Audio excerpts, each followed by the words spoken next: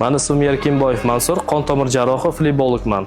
Keling, men sizga batafsil flebolog va flebologiya nimaligini tushuntirib beraman. Flebologiya qon tomir jarrohimi bitta bo'limi bo'lib, venozal sistemalardagi patologik qismlarni o'rgatadi.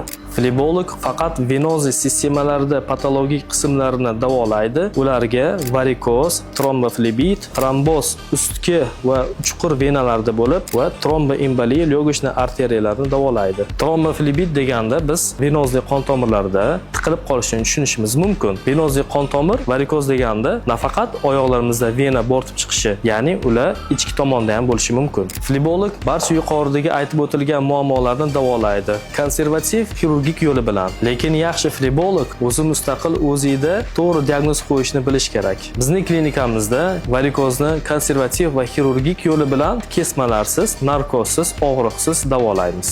Agar sizni ham shunday muammolar bezovta qilayotgan bo'lsa,